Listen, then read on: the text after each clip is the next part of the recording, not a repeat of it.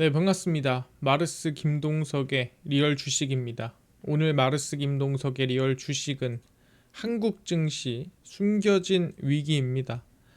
최근에 한국 증시에서 나오는 얘기들, 좀 바닥에서 스물스물 흘러나온 얘기들, 이거에 대해서 좀 짚고 넘어가야 될 것 같습니다. 그래서 어떤 숨겨진 위기가 있는지, 우리가 뭘 조심해야 되는지 오늘 알려드리겠습니다. 우리는 항상 시장에 좋은 얘기가 있으면은 안 좋은 얘기도 있고 안 좋은 얘기가 있으면 좋은 얘기도 있습니다. 이 두 가지 다 알고 가야 안전하게 대응 가능하니까 오늘 영상 꼭 시청해 주시길 바라겠습니다. 그리고 최근에 제가 댓글로 한 줄씩이라도 달아주면 너무 감사하겠다라고 얘기를 하고 있는데 댓글로 많은 분들이 달아주고 계십니다. 그래서 너무너무 감사드리고요. 앞으로도 한 줄씩 달아주시면 제가 더 힘을 내서 영상 준비하도록 하겠습니다.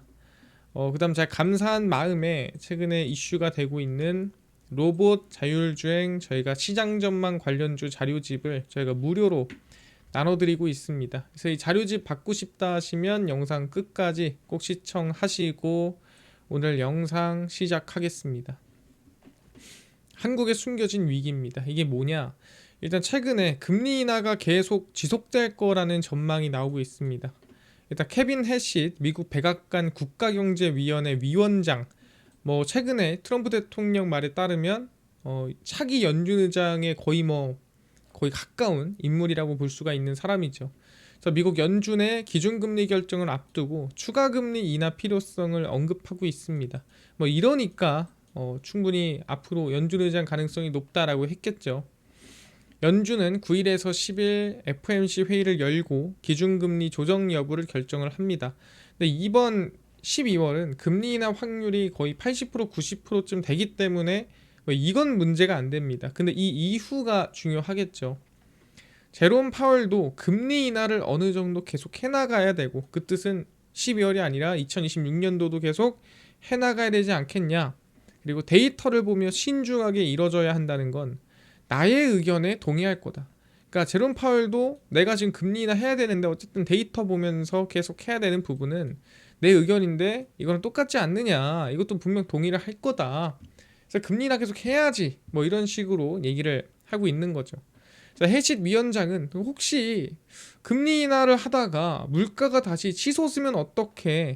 그래서 고물가에 대한 이 여론 악화에 관련해서는 가계 실질 소득이 늘어날 거고 이거는 알아서 해결될 거야. 걱정하지 마라고 얘기를 한 거죠. 그래서 케빈 해시 어쨌든 백악관 이 경제위원회 위원장은 금리나 계속 해라. 물가 오르는 거 괜찮다. 해결될 거다라고 해서 강조를 하고 있습니다. 근데 여기서 이제 많은 분들이 최근 들어서 조금씩 뭐가 나오고 있는 거예요. 볼커의 실수라는 얘기가 스물스물 바닥에서 올라오고 있습니다. 혹시 볼커의 실수가 반복되는 거 아니야? 라는 생각이 드는 거죠. 그게 뭔가요? 정리해 드리겠습니다. 그래서 바로 금리 인하와 고물가의 관계고요. 볼커의 실수입니다. 잘못했다가 똑같은 볼커의 실수가 일어날 수 있겠는데 라는 생각이 드는 거죠. 우린 바야흐로 1970년대로 넘어갑니다. 1970년대에 제4차 중동전쟁, 흔히 용키프로 전쟁이라고 해서 이스라엘과 이집트, 시리아 전쟁이 열리게 됩니다. 그래서 여기서 이제 미국은 이스라엘 편을 당연히 들게 되고요.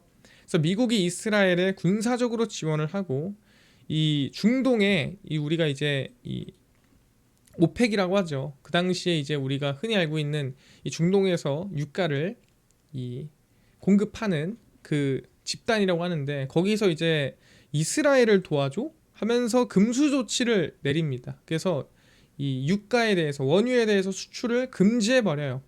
그래서 친이스라엘, 그러니까 이스라엘을 도와주는 국가들은 다 수출을 막아버립니다. 이때만 하더라도 아시겠지만 이 중동 아니면은 유가가 잘 안 나올 때였습니다. 그래서 미국도 타격이 심했죠. 그래서 그 당시에 수출 금지로 인해서 원유 가격이 4배랑 그 이상으로 인상이 됩니다. 그럼 당연히 그 당시에 원유 가격이 4배 이상 올라가면은 그때 만들어지는 모든 제품이라든가 들어가는 유통비 모든 부분에서 가격이 상승할 수밖에 없죠. 그래서 오일 쇼크로 인해서 인플레이션, 물가 상승이 만들어지게 됩니다. 그럼 물가를 잡으려면 어떻게 해야 돼요? 금리를 올려서 통화량을 어떻게든 조절을 해야겠죠. 그래서 오일 쇼크로 인한 인플레이션으로 1973년도에 6%였던 기준금리를 1974년에 약 13%까지 급격하게 금리를 인상을 시킵니다. 근데 금리를 인상하면 어떻게 됩니까? 당연히 제조업 같은 경우에도 대출 받아서 뭐 사놓은 거 이자 많이 내야 되죠. 그다음 집산분들도 대출 받아 샀으니까 이자 많이 내야 되죠. 그래서 서민들부터 시작해서 기업들까지도 점점 힘들어지는 거예요. 그럼 어떻게 되겠습니까? 경기 침체로 빠지겠죠. 그래서 그 당시에 리처드 닉슨 대통령과 매우 가까운 사이였던 아서 번스 연준 의장이 경기 침체를 걱정해. 그러니까 경기 침체가 나오면 분명 불이익이 갈 거 아니겠습니까? 그래서 좀 빠르지만 금리 인하를 바로 시켜버립니다. 금리 인상을 확 시켰다가 아직 인플레이션이 다 잡힌 것 같진 않은데 혹시 경기 침체 나올까 싶어서 금리 인하를 바로 시켜요. 그리고 나서 어떻게 되냐면 당연히 물가가 다시 폭등해 버립니다. 그래서 물가가 다시 오르는데 그 오름과 동시에 또 무슨 일이 생기냐? 또 이 2차 오일 쇼크가 터지고 그러면서 연준 의장이 바뀝니다. 그리고 누가 들어오냐? 바로 볼커가 취임을 합니다. 새로운 연준 의장으로.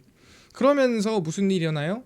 이란 혁명이 일어나고 이란 혁명이 일어나면서 이란 이라크 전쟁으로 2차 오일 쇼크 물가가 미친 듯이 상승하는 시기가 옵니다. 이제 이걸 계기로 해서 일본이 미친 듯이 성장을 했었고 그 이후에 일본이 잃어버린 10년을 가지게 된 계기가 바로 2차 오일 쇼크인데 어쨌든 이 당시에 오일 쇼크가 나오면서 오일 가격이 그때 국제 유가가 2배에서 한 3배 정도 상승하게 됩니다. 아까 똑같아요. 유가가 2배, 3배 오르면 당연히 유통비부터 모든 제품 비용이 다 같이 수요 인플레이션이 아니라 비용 인플레이션으로 비용 자체가 올라서 물가가 올라버리는 상황이 생깁니다. 그래서 그러면은 비용이 올라버리면 물가가 오르면 뭐 해야 돼요? 금리 인상을 시켜줘야겠죠. 근데 이 당시에 볼커가 뭐라 그러냐? 내가 따로 기준금리를 건드리지 않을 거고 그냥 나는 통화량만 조절을 할 거야. 그러니까 나는 금리 안 건드릴게. 그래서 시장금리로 그냥 던져버립니다.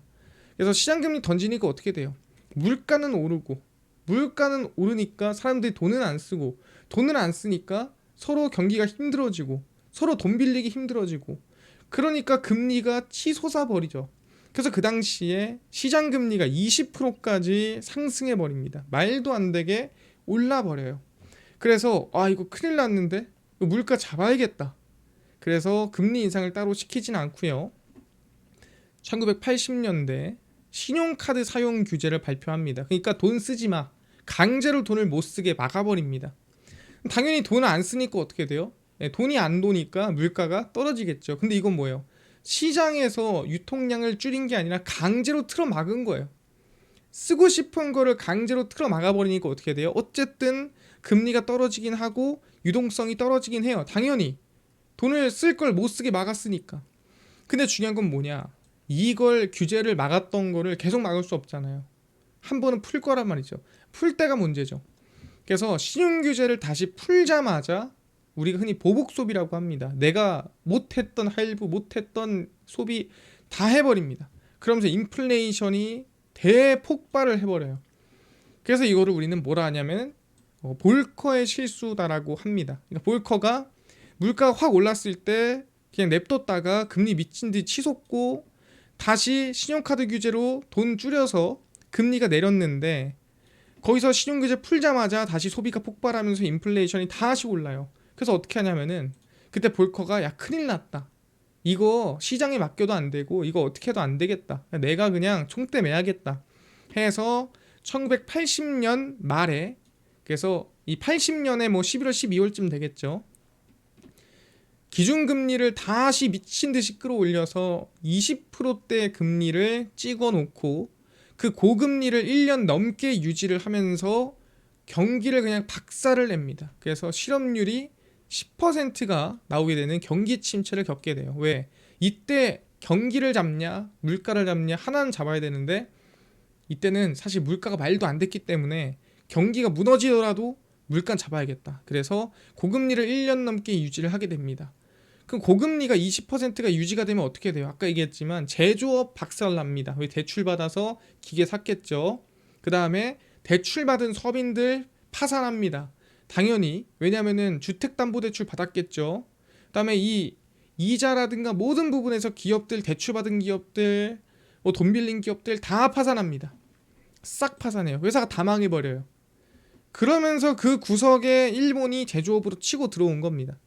그래서 주택담보대출 금리가 18%가 넘어가니 집을 사는 사람이 없어 건설업 다 파산하고, 트랙터와 농기계를 할부로 샀던 농민들이 이자를 못 내 파산하자 트랙터를 몰고 워싱턴으로 돌진해 연중 건물을 봉쇄하는 시위, 이런 말도 안 되는 일이 그 당시에 일어났습니다. 그래서 그리고 나서 경기 침체가 다 나오고 나서 인플레이션 꺾인 거 확인하고 그 다음에 드디어 금리 인하를 시작하고 경기 침체가 해소가 돼요. 그러니까 여기서 하고 싶은 얘기는 뭐냐면 금리가 막 올라서 금리 인상을 막 했어요. 그래서 물가가 떨어지는 듯 했습니다. 뭐야, 물가 좀 떨어졌네? 괜찮네? 라고 했는데 사실 제대로 물가를 잡은 게 아니었고, 마음을 놓고 있다가 돈 다시 풀자마자 다시 미친 듯이 물가가 치솟아 버린 거죠. 그러니까 제대로 물가를 잡지 않다 보니까 조금만 풀어줘도 바로 물가가 치솟아 버리는 상황이 생기는 거예요. 이게 볼코의 실수입니다. 차라리 금리가 높은 상황에서 유지가 했으면 또 모를 일인데, 이거를 이 물가가 잡히지도 않았는데 이거를 다시 풀어주면서 정말 경기 침체 최악을 만들어내는 실수를 했다. 그렇게 해서 이제 볼코의 실수라는 말이 나왔는데, 이게 이번에 또 이루어지는 거 아니야라는 걱정을 하는 거죠. 왜? 우리 2020년, 21년도에 인플레이션 나왔고, 그 다음에 양적 긴축, 금리 인상 진행을 했고, 물가 얼추 잡혔고, 근데 이번에 뭐합니까? 금리 인하를 연속으로 하고 있는 상황입니다. 거기에 관세 부과까지 하고 있는 상태입니다. 그러다 보니까 바닥에서 물가가 스물스물 올라가고 있는데 여기에 금리 인하를 연속으로 한다고? 물가 다시 치솟는 거 아니야? 이 볼커의 실수가 연속되는 거 아니야? 라는 걱정이 나오는 거죠. 아니 근데 물가 오르고 있나요? 최근 나오는 거 보니까 물가 나쁘지 않다, 물가 유지되고 있다, 이런 말 나오는 것 같던데, 그래서 확인해 봅시다. 일단 전망치로 얘기를 하자면 2026년도에는 이 물가가 올라갈 확률이 높아 보인다라고 합니다. 근데 이거는 대단한 논리가 아니에요. 그냥 합리적인 논리입니다. 도널드 트럼프 행정부의 광범위한 관세 정책으로 당연히 들어올 때 관세가 붙었죠. 관세가 안 붙은 게 없잖아요. 웬만한 거 다 붙었어요. 최소 15% 이상은 붙었습니다. 그럼 소비자 물가 상승이 본격화될 거라고 생각을 하는 건데 왜 2026년도부터냐? 관세 정책의 영향으로 인한 소비자 가격 인상이 2026년 상반기부터 시작이 될 거라고 보는데, 소비자 물가가 상승하지 않은 이유, 지금까지 관세부가 분명 4월부터 했는데 괜찮잖아.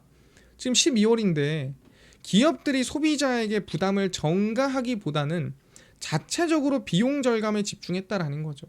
일단 최대한 관세 안 붙고 최대한 비용도 안 늘게끔 만드는 데 노력을 한 거고, 이게 돌려 한 게 아니라 이게 이제 연말 연시 할인 행사가 마무리되고 관세 정책 시행 전 가격으로 확보해 놓은 재고, 그러니까 사재기해 놓은 재고가 이번에 소진이 끝났고, 그렇게 되면은 이제는 뭐예요? 비싸게 산 거에 대해서 이제는 판매를 해야 되고, 그렇게 되면은 물가 상승을 이제 소비자에게 일부는 전가를 할 수밖에 없을 거다. 그럼 가격 인상이 2026년도에는 안 나올 수가 없을 거다. 어떻게 그 관세를 100% 다 기업이 감당하냐? 일부라도 소비자한테 전가를 할 거고, 그럼 일부의 물가 상승이 이루어질 거고, 그게 2026년도부터 시작할 가능성이 높다라고 얘기를 하고 있는 겁니다. 상당히 합리적인 얘기죠. 이게 가능성이라기보다는 사실 이거는 그냥 이루어질 일이다라고 보시면 됩니다. 그 정도의 차이인 거죠. 그래서 얘기를 하자면 현재 이 개인 소비 지출이라고 해서 PC입니다. 가장 최근에 발표 난 거예요. 최근에 셧다운 때문에 발표가 제대로 안 나오다 보니까 좀 잘 발표가 안 나왔었는데, 그나마 최근 9월 달까지 발표가 나온 겁니다. 그래서 얘기를 하자면 이 PC 발표가 쭉 상승세가 이어졌어요. 쭉 이어졌어요. 보시면 얼추 그래도 물가가 잡히는 듯 했습니다. 그래도 오르지 않네 했는데 최근에 관세를 부과하고 그러면서 저점 찍고 PC가 매달 올라서 최고점 라인대를 사실 거의 돌파하고 2.8%까지 올라왔다라고 볼 수가 있거든요. 그럼 이 상태면은 사실 PC가 지금 여기까지 나왔는데 앞으로 11월, 12월, 1월, 2월 넘어가면은 재고 끝나고 소비자 물가 가격 인상하고 그렇게 되면은 이거 더 솟는 거 아니냐, 치솟는 거 아니냐라는 걱정이 나오고 있는 거죠. 왜? 지금 보면은 매달 우상향이에요. 그래서 이게 지금 추세가 계속 이렇게 이어지는 거 아니야라는 걱정이 이루어지는 겁니다. 올해 그나마 아까 얘기한 것처럼 재고로 버텼는데 재고 끝났고 그럼 내년도에 비싼 물건으로 팔 텐데 가능할까? 좀 쉽지 않을 것 같다라는 분위기가 나오는 거고, 여기에 추가적으로 이제 전기세까지도 이번에 크게 이미 상승을 하고 있죠. 그러니까 전기세가 오르는 게 과거에는 유가가 오르고 원자재 가격이 올라서 전기세가 올랐지만 지금은 그게 아니라 뭐다? 데이터 센터 그 다음에 IRA로 인한 공장 리쇼어링 영향으로 전기 수요가 폭증하면서 전기세 가격이 그 주변 지역에 있는 곳들이 가격 상승이 이루어지고 있는 거죠. 그래서 올해 공공요금은 전체 물가 상승률보다 3배 빠르게 올랐고 경기가 불안정한 시기가 겹치면서 혼란이 더 커지고 있다. 신규 데이터 센터 급증에 대응하기 위해 전력망이 업그레이드되면서 해당 주의 평균 전기요금은 전년 대비 13%나 상승을 했습니다. 물가가 13%까지 오르진 않았죠. 6월 기준 약 1,400만 명의 미국인이 공공요금 체납으로 채권 추심 기간에 신고되거나 연체 상태, 돈을 못 내고 있는 거예요. 너무 올라서 부담되니까 못 내는 상태입니다. 그리고 세계 최대 데이터 센터 집적지인 버지니아에서는 당선자 에비게일 스펜버거가 에너지 부담 완화를 선거운동의 핵심 공약으로 잡아서 당선된 겁니다. 그러니까 에너지 비용이 너무 지금 부담된다라고 생각하는 사람이 많은 거고, 이미 지금 그걸로 인해서 체납되는 사람이 많고 가격 인상이 13%씩 나오고 있다라는 거죠. 중요한 게 뭐냐면 아까 얘기했죠. 이게 진짜 수요 때문에 그런 건지 아니면은 뭐 원자재, 유가가 올라서 그런 건지 이게 명확하게 되는 거 아니겠습니까? 근데 지금 유가는 아시겠지만 완전 바닥이에요. 이렇게까지 사실 우리가 2020년도 이후에 저점이었던 적은 없습니다. 그 당시에는 경기 침체로 많이 빠졌지만 최근 4년, 5년 동안에 이 가격이었던 적이 거의 없어요. 그래서 지금 유가는 거의 바닥이라고 봐야 됩니다. 그래서 지금 현재 전기세 상승은 유가발, 그 다음에 원자재발이 아니라 유가 저점에도 불구하고 관세 정책과 데이터 센터발 전기세 상승으로 물가에 점차 영향을 줄 가능성이 상당히 높다라는 거죠. 그러니까 사람들이 지금 이거에 대한 걱정을 하는 거예요. 이거 잘못하면은 금리나 연속으로 때리다가 물가 다시 오르면은 금리나 멈추고 또는 금리 인상하는 거 아니야? 그럼 시장 어떻게 되겠습니까? 당연히 한번 크게 흔들어줄 가능성이 있겠다라는 걱정을 하고 있는 거예요. 그래서 볼커의 실수가 또 나오는 건가? 그래서 요즘 따라 볼커의 실수 가능성이 언급이 많이 나오고 있습니다. 주변 여기저기서. 그래서 과거 유가 가격과 관계없이 이제는, 그러니까 2016년도는 인플레이션이 나올 수도 있다라는 거죠. 과거에는 오일 쇼크가 나와서 그걸로 인한 인플레이션이 나왔다면 이번에는 유가가 아니더라도, 유가가 오르지 않더라도 인플레이션 나올 수 있어요라는 가능성이 제기가 되는 거죠. 관세 부과로 인한 가격 인상은 연말까지 사재기라든가 재고 있던 걸로 어떻게든 버텼는데 2026년도 내년부터는 분명히 재고 끝났잖아요. 그럼 소비자한테 이 비싼 가격으로 분명 관세 내가지고 샀을 테니까 그거 전가할 수 있다라는 거죠. 100% 아니더라도 일부라도 전가를 하면은 가격이 오를 수밖에 없겠죠. IRA, AI 데이터 센터 증가로 전력 부족, 전기세 가파른 인상으로 공공요금이 폭등하고 있습니다. 그거에 대해서 다 체감하고 있고요. 그래서 물가에 좀 지대한 영향을 주고 있습니다.